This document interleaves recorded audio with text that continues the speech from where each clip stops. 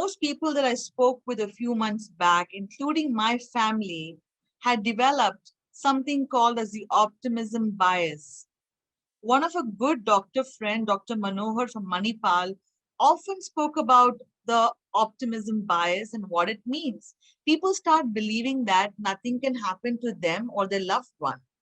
They felt they were ready to face the virus. It's okay if it hits me. I have the immunity to battle it or fight it. And hence, they went out and went about without following the protocols or wearing a mask. Little did they realize that apart from risking their own lives, they are also risking other people's life. And this has been an outcome which has been catalyzed by our behavior. Right now, our country is in a crisis, and there are a couple of steps we can take to prevent and curb the spread of this virus at the pace it has taken on the shape. Please remember, our healthcare system is not equipped to be able to handle this kind of tremendous stress and pressure. They leave their families behind at home and they come to the hospitals to fight this virus for us. Please remember, it's tiresome for them to see so many people give up, die, and for them not to have the infrastructure and the capability to save all lives. The only way out of this is for us to go on a self-imposed lockdown and for us to follow all the protocols defined by WHO.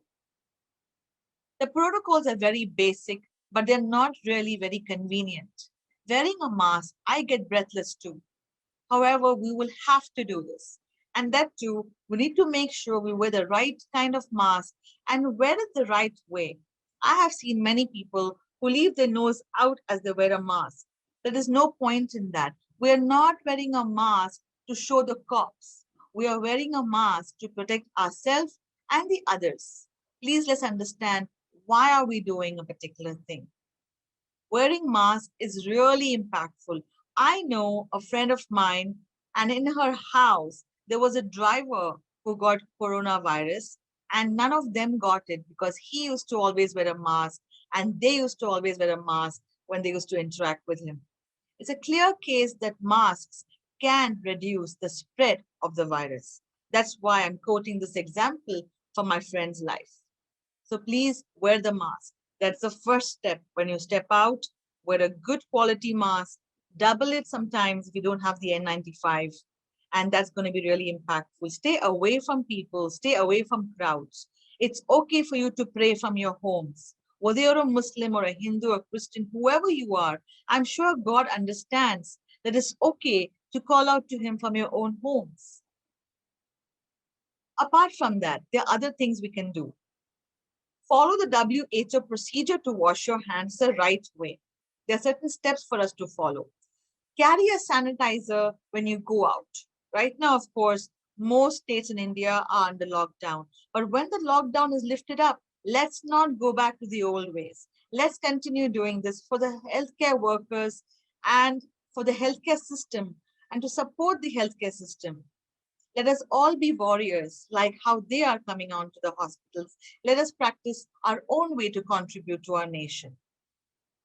And I'm going to try and make these videos in other languages as well, so you can share this with other people and friends. Apart from washing hands, what else can we do?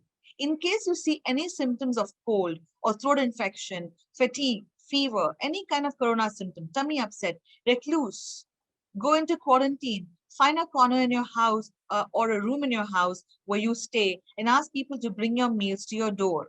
Stay that way for about at least 4 or 5 days to see how the symptoms develop.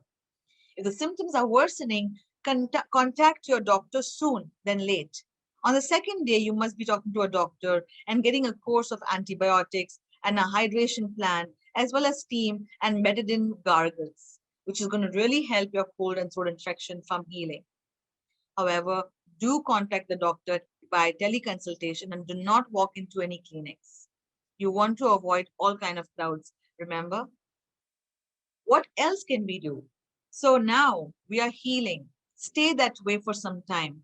Get a test done.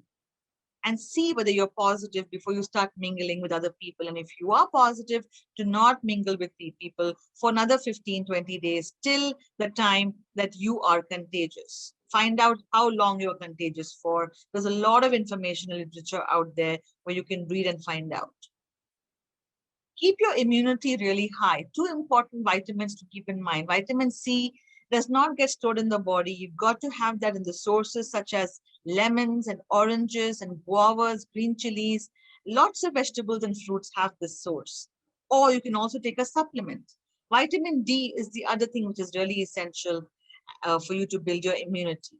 Get out in the sun at a time when there are no crowds, or try to see how you can soak up the sun from your own house by stepping out, or ask your doctor and take a vitamin D supplement. Remember not to overdo on the supplements. That can again have a real negative impact. Eating right, getting enough rest, not stressing, sleeping well, all of these things are really important during a pandemic for you to take care of yourself and your families. So I'm taking a pledge today to be a warrior of coronavirus, and you must be taking this pledge today as well to contribute to your nation. Thank you very much for listening to this message of mine.